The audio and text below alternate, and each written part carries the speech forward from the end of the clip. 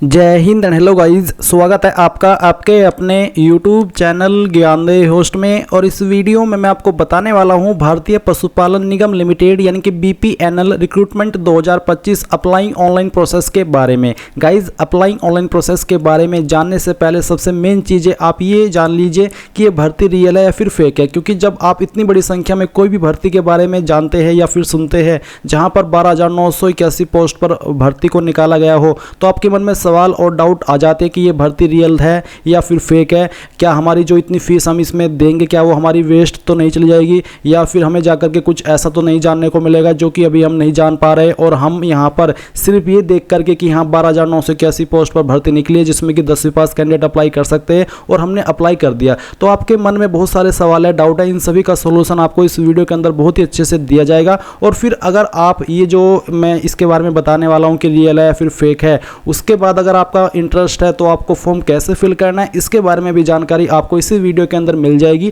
तो वीडियो को आपको पूरा देख लेना है अगर आपका जरा भी इंटरेस्ट इस भर्ती के अंदर है। तो चलिए शुरू करते हैं।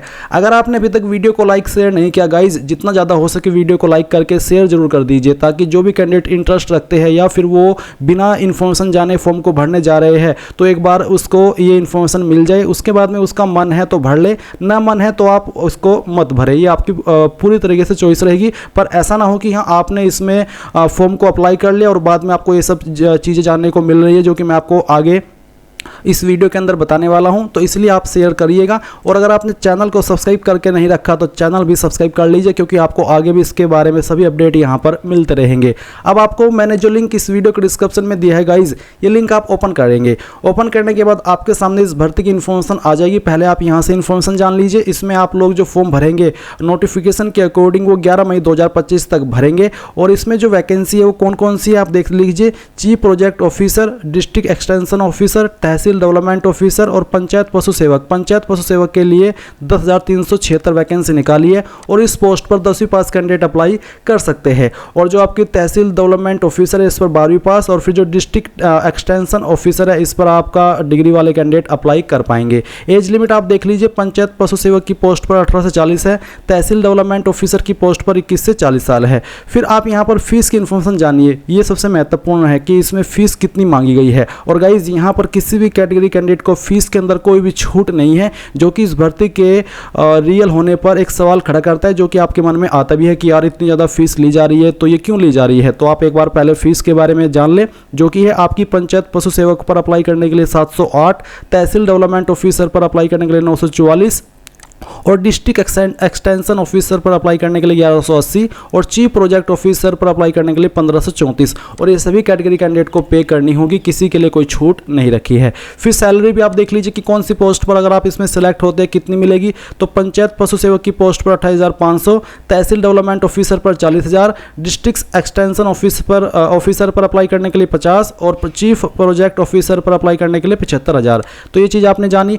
अब आप यहाँ पर ऑफिशियल वेबसाइट पर आएंगे तो आपको यहाँ पर इस तरह का इंटरफेस देखने को मिलेगा। एक है एंटर वेबसाइट और दूसरा है अप्लाई ऑनलाइन। तो हम पहले इस वेबसाइट के अंदर एंटर कर जाते हैं।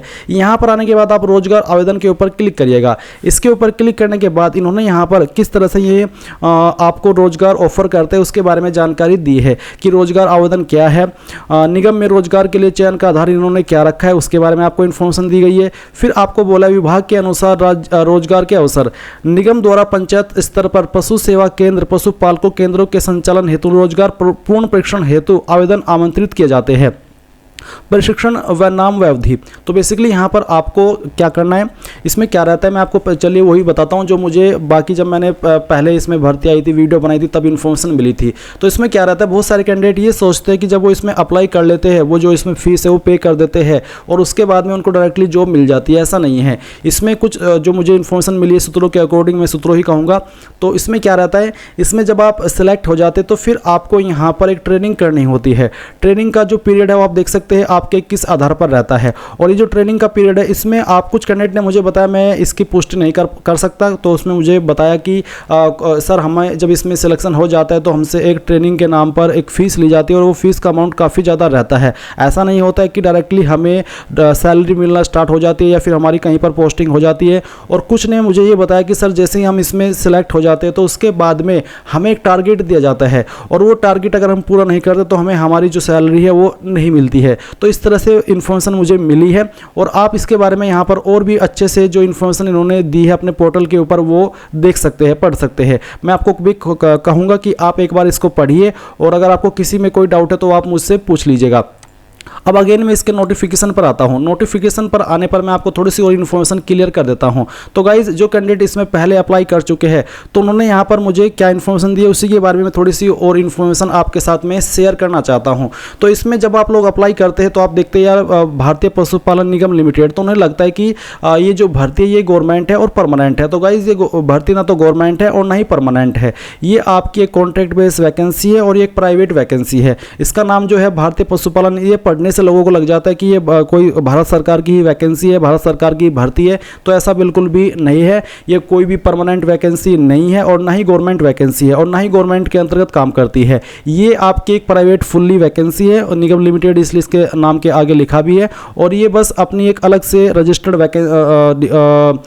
कंपनी है, फर्म है जो कि गवर्नमेंट के अंतर्गत रजिस्टर्ड है। ऐसा नहीं है कि रजिस्टर्ड नहीं है, गवर्नमेंट के अंतर्गत रहकर ही काम करती है, पर गवर्नमेंट की वैकेंसी नहीं है और ना ही गवर्नमेंट से एफिलेटेड है किसी भी तरीके से।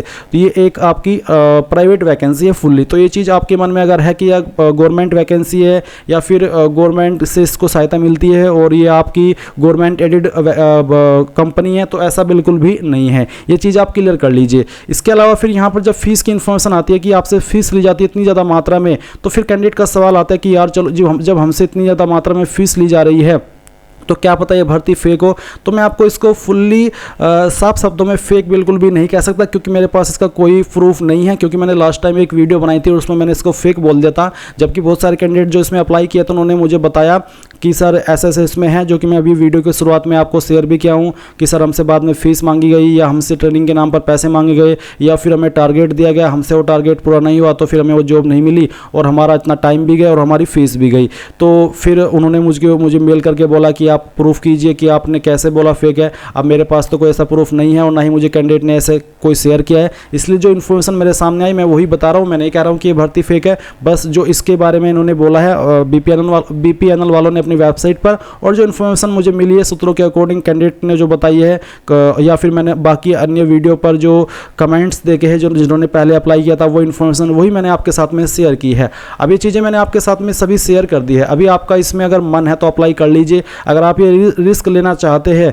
तो और आपका मन है इसमें अप्लाई करने का तो आप कर लीजिए। आपको इसमें काफ़ी संख्या में ये जो फीस है वो देनी होगी और मैंने आपको यहाँ पर सभी चीज़ें बता दी है कि ये रियल है या फिर फेक है। आप समझ ही गए होंगे क्योंकि समझदार को इशारा ही काफ़ी होता है। अब मैं डायरेक्टली इसके बारे में नहीं बोल सकता क्योंकि बहुत सारी फिर जो लीगल चीज़ें हैं वो आ जाती है। तो चीज़ें आपको यहाँ पर समझ में आ गई। अब बात करते हैं कि अगर आपका इसमें फॉर्म को फिल करने का इंटरेस्ट है, आपको लगता है कि यार मैंने इसके बारे में अच्छे से जान लिया और मुझे लग रहा है कि चलो अच्छी वैकेंसी है और मैं रिस्क लेना चाहता हूँ, क्या पता अच्छा हो जाए, ये है वो है, जो भी आपको लगता है, ये आपका खुद का एक सोचने का तरीका है। मैंने जो चीज़ें है वो आपको बता दी है। तो अगर आपका इंटरेस्ट, आप कैसे अप्लाई करेंगे वो जान लीजिए, उसका प्रोसेस मैं आपको बता रहा हूं। तो इंपॉर्टेंट लिंक के सेक्शन में आएंगे और अप्लाई ऑनलाइन लिंक इसके ऊपर क्लिक करेंगे। इसके ऊपर क्लिक करने के बाद आपके सामने कुछ ऐसा इंटरफेस आएगा जैसे कि आप वीडियो में देख सकते हैं। अब यहां पर आ जाने के बाद में आपको सबसे पहले इसमें जॉब टाइप में आना है और जो आपकी पोस्ट है कि आपको किस पोस्ट पर अप्लाई करना है वो सिलेक्ट कर लेना है। अगर आप पंचायत पशु सेवक पर अप्लाई कर रहे हैं जिस पर 10वीं पास से अप्लाई होगा तो आप ये सिलेक्ट कर लीजिएगा। फिर आएगा नेम, तो जो भी आपका नेम है वो आपको यहाँ पर 10th के सर्टिफिकेट के अकॉर्डिंग एंटर कर देना है। इसके बाद आप आपका मोबाइल नंबर डालेंगे जो कि आप रजिस्टर करना चाहते हैं। फिर देखेंगे फादर नेम, हस्बैंड नेम, तो अगर आपकी शादी हो चुकी है तो आप आपके पति का नाम देंगे, ये आपको फीमेल को देना है। अगर आप मेल कैंडिडेट है तो आप यहाँ पर आपके पिताजी का नाम एंटर कर दीजिएगा। फिर आपका फादर का मोबाइल नंबर आपको यहाँ पर डाल देना है। उसके बाद में डेट ऑफ बर्थ, तो पहले डेट डालेंगे, उसके बाद में फिर आपका मंथ और उसके बाद में जो भी ईयर है वो आप यहाँ पर डाल दीजिएगा। ये डालने के बाद में आप यहाँ पर आपकी ईमेल आईडी एंटर करेंगे। फिर गाइज जो आपका एड्रेस है, कंप्लीट एड्रेस आप यहाँ पर भर दीजिएगा और उसके बाद में जो आपकी स्टेट है वो यहाँ पर सेलेक्ट कीजिएगा। डिस्ट्रिक्ट आपकी कौन सी है वो सिलेक्ट कर लेंगे और फिर आपकी जो तहसील है वो भी आपको सिलेक्ट कर लेनी है। इसके बाद आता है ग्राम पंचायत, तो आपकी ग्राम पंचायत अगर आपके ऊपर एप्लीकेबल हो रही है, जैसे कि अगर मैं सहारनपुर सेलेक्ट ना करके यहाँ पर नकुर सेलेक्ट करता हूँ तो यहाँ पर ग्राम पंचायत के आपको ऑप्शन देखने को मिल सकते हैं। बेसिकली अगर आपके सामने ग्राम पंचायत के ऑप्शन आ रहे हैं, विकल्प आ रहे हैं, तो आप अपनी ग्राम पंचायत सेलेक्ट कर लीजिएगा। नहीं आ रहे तो इसको ऐसे ही रहने दीजिएगा। फिर जो आपका पिन कोड है वो आपको यहाँ पर डाल देना है। अब आते हैं फोटो इमेज। तो आपको आपका फोटो अपलोड करना है जिसका साइज 100 KB से कम रहना चाहिए। तो आप चूज फाइल के ऊपर क्लिक करेंगे और जहाँ पर भी आपका फोटो फाइल है वो आपको सिलेक्ट कर लेना है। इसके बाद में ओपन करेंगे। फिर आपको आपका सिग्नेचर अपलोड करना है। जहाँ पर आपकी साइन की फाइल है वो आप यहाँ पर सिलेक्ट कर लीजिएगा। तो जहाँ पर भी सिग्नेचर है वो आपको सिलेक्ट करना होगा। और इसके बाद में यहाँ पर गाइज आप इसमें I agree on all terms and condition इसके ऊपर क्लिक करेंगे। सभी जानकारी जो आपने यहाँ पर भरी उनको चेक करेंगे एंड देन आप नेक्स्ट के ऊपर क्लिक करेंगे। अब आपने जो भी जानकारी भरी है वो आपके सामने है। आप एक बार फिर से चेक कर लीजिए। अगर आपको लग रहा है कि सभी जानकारी सही है तो सबमिट करें। अगर आपको लगता है कि कोई स्पेलिंग मिस्टेक है तो एडिट के ऊपर क्लिक करके एडिट कर ले। नहीं तो आप यहाँ पर सबमिट करेंगे। सबमिट करने के बाद में यहाँ पर आपके नंबर के ऊपर आपको एक OTP सेंड किया जाएगा। जो भी अभी आपने नंबर रजिस्टर किया है वो यहाँ पर चेक करिए। उसके ऊपर जो OTP है वो डालिए और फिर नेक्स्ट के ऊपर क्लिक कीजिए। अब आपके सामने यहाँ पर पेमेंट गेटवे ऑप्शन आ चुका है। गाइज यहाँ पर जब आप पेमेंट के ऊपर आते हैं तो यहाँ पर भी संदेह पैदा होता है कि ये किस तरह की वैकेंसी है, क्योंकि जो वैसी वैकेंसी निकलती है भले ही वो प्राइवेट भी हो तो उसमें जो पेमेंट के तरीके रहते हैं वही गवर्नमेंट द्वारा वेबसाइट द्वारा लिए जाते हैं। वहाँ पर इस तरह के कुछ ऑप्शन नहीं होते पेमेंट करने के। ये सारे प्राइवेट ऑप्शन हैं जहाँ पर आपको फीस का रिफंड होने का भी कोई विकल्प नहीं मिलता। तो आपको सिलेक्ट करना है कि आप किस माध्यम से फीस को जमा करना चाहते हैं। तो आप सिलेक्ट कर लीजिएगा। उसके बाद में यहाँ पर आपसे इस तरह से फीस ली जाएगी।